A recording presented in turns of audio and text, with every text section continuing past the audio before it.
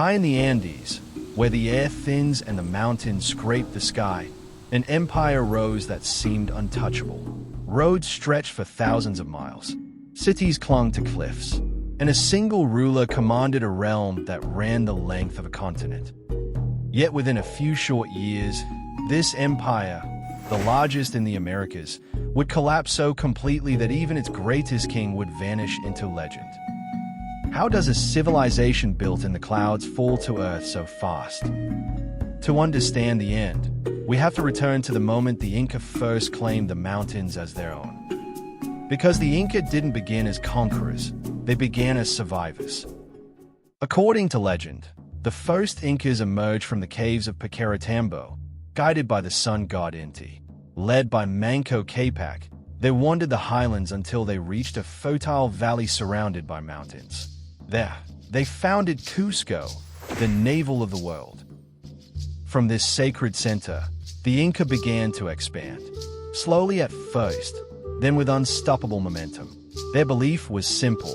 The sun had chosen them to bring order to the world, and with divine mandate came ambition.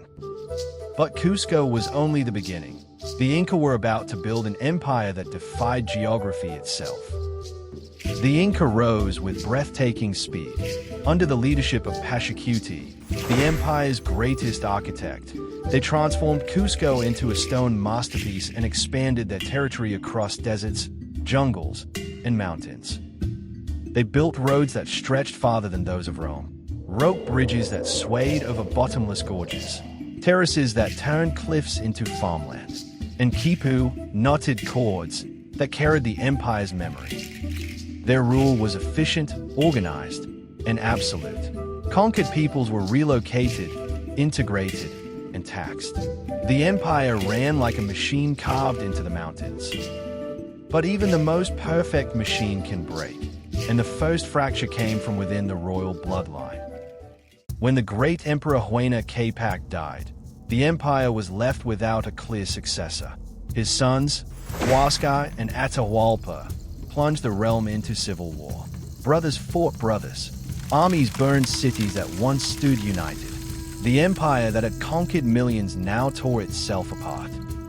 And as the war raged, a new threat approached from the coast.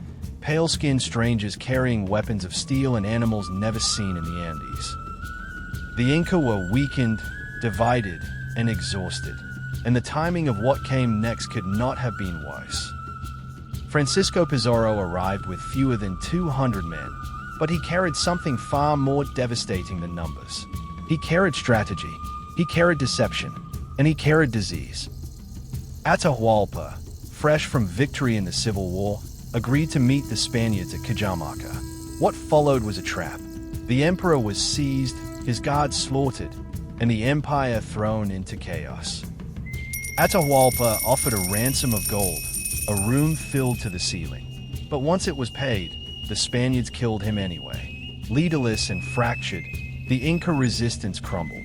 Cities fell, roads burned, and the empire that once ruled the spine of South America collapsed into silence. But even as the empire died, its spirit refused to disappear, hiding itself in the mountains it once ruled. The Inca Empire fell, but its people endured. Quechua is still spoken across the Andes. Their terraces still feed communities. Their stonework still stands, unmoved by earthquakes that topple modern buildings. Machu Picchu, untouched by the Spanish, remains a testament to their genius, a city suspended between earth and sky. And across Peru, Bolivia, Ecuador, and beyond, the descendants of the Inca keep their traditions alive. The empire vanished. The culture did not.